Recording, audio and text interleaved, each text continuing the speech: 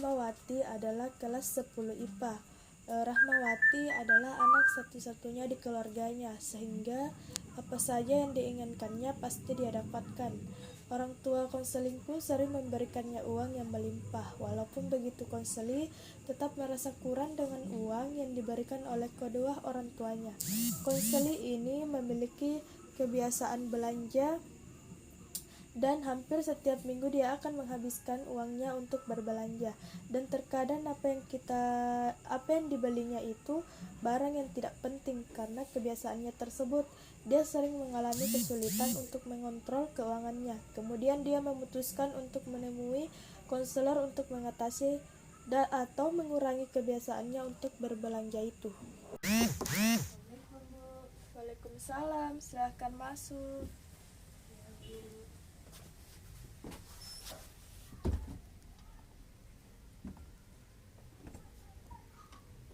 Silahkan duduk.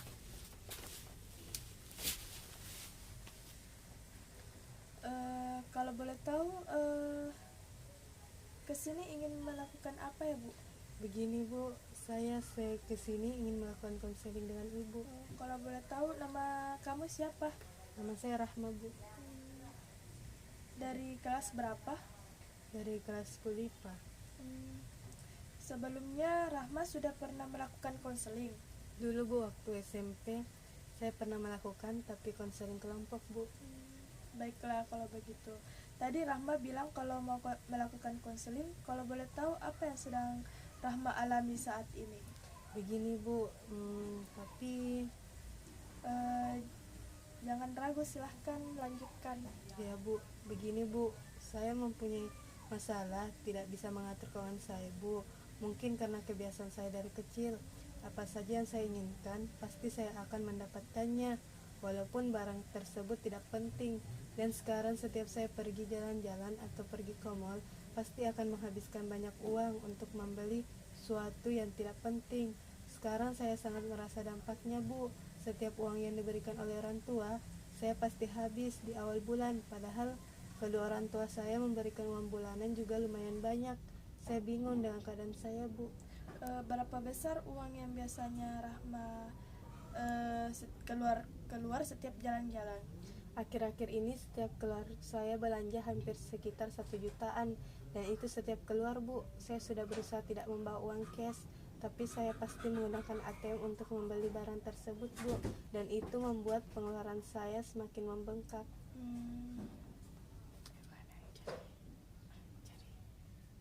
Jadi pada intinya Rahma ini mempunyai kebiasaan belanja yang tidak terkontrol, sehingga pengeluaran Rahma menjadi bengkak. Iya Bu, dan hal tersebut sangat menyiksa saya Bu, karena setiap saya akan menghentikannya, saya tidak bisa. Teman-teman saya juga sudah mengingatkan saya, tapi saat berbelanja saya seakan kalap Bu, apalagi kalau ada diskon. Tanpa berpikir lagi, saya pasti akan belanja banyak sekali, tidak terkontrol Bu. Baiklah, dari apa yang sudah Rahma ungkapkan kepada Ibu bisa menyimpulkan bahwa Rahma ini kurang bisa mengelola diri dalam hal mengatur keuangan, sehingga pengeluaran Rahma sekarang sangat membengkak. Iya Bu. Apakah orang tua Rahma mengetahui tentang hal ini? Tidak Bu, selama ini orang tua saya tidak tahu. Semua barang-barang yang saya beli saya letakkan di kos Bu, tidak pernah saya bawa pulang. Baiklah kalau begitu, kita akhiri pertemuan kita kali ini ya. Kira-kira Mbak Rahma bisa bertemu lagi kapan? 1 minggu lagi saya bisa Bu. Baiklah, sampai jumpa 1 minggu lagi ya. Dan tolong selama 1 minggu ke depan catat apa saja yang Rahma beli dan dalam 1 minggu itu. Baiklah Bu, saya akan melakukannya. Terima kasih Bu atas konselingnya hari ini. Assalamualaikum. Waalaikumsalam.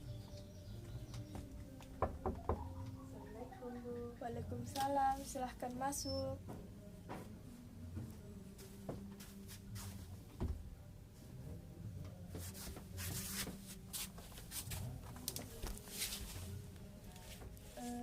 Assalamualaikum Bu. Waalaikumsalam, silahkan duduk ya. Ini daftar saya dalam 1 minggu hari ini Bu.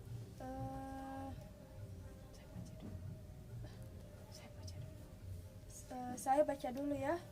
Daftar 1 minggu ini yang menghabiskan uang jajan kamu. Saya dari daftar ini? dari daftar ini menunjukkan dalam 1 minggu ini Rahma menghabiskan lebih dari 1.500.000 untuk membeli sepatu. Untuk membeli sepatu, baju, aksesoris, menurut Rahma apa yang seharusnya lakukan? Saya seharusnya merubah kebiasaan saya, Bu. Saya harus hemat.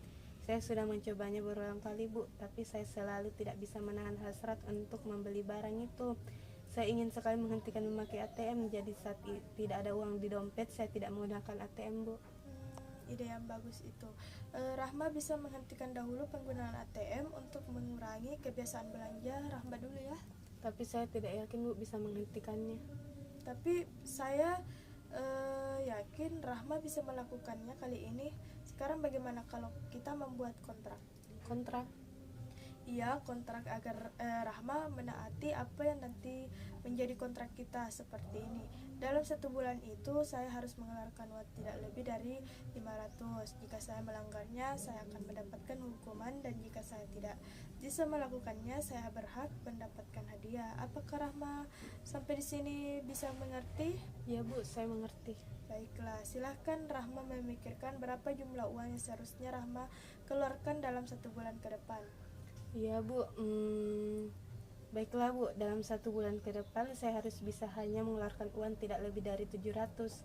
Saya tidak akan belanja barang-barang yang tidak penting dan hanya mengeluarkan uang untuk kebutuhan kuliah. Dan saya untuk sementara tidak akan menggunakan ATM. Menurut Ibu, uang 700 sudah bisa mencukupi kebutuhan Rahma dalam 1 bulan untuk mengerjakan tugas, uang makan, kebutuhan lain tanpa berbelanja yang berlebihan. Nah, sekarang kita tentukan konsekuensi apa yang Rahma terima jika Rahma melanggarnya. Ya, Bu. Jika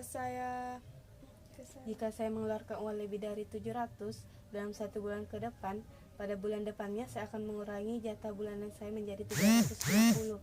Dan jika saya menggunakan ATM saat belanja, maka saya akan membayar denda sebesar 50.000.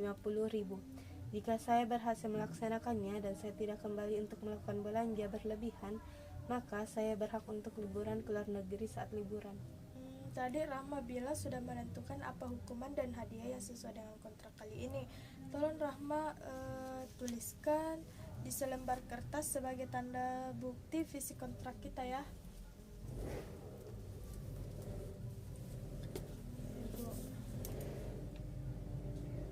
Ibu yakin Rahma bisa melakukannya dengan baik, dan Rahma jujur dengan apa yang telah Rahma lakukan. Ya, Bu, saya akan berusaha untuk melakukannya dengan baik. Untuk 1 bulan lagi kita akan bertemu lagi untuk melakukan evaluasi kegiatan. Agar kita tahu apakah Rahma benar-benar melakukannya dengan baik atau tidak ya. Dan agar treatment ini berjalan dengan lancar, Ibu akan menginformasikan hal ini kepada orang tua Rahma, sehingga beliau bisa memantau pengeluaran Rahma. Baiklah, Bu. Saya juga akan meminta bantuan teman-teman saya agar mereka mengingatkan saya tidak berbelanja berlebihan lagi. Terima kasih atas bantuannya, Bu. Ya, sama-sama. Kalau begitu saya pamit dulu ya, Bu. ya, Terima kasih, tidak Bu. usah sungkan untuk kesini lagi ya, tetap semangat. Iya, Bu. Makasih, Bu. Ya.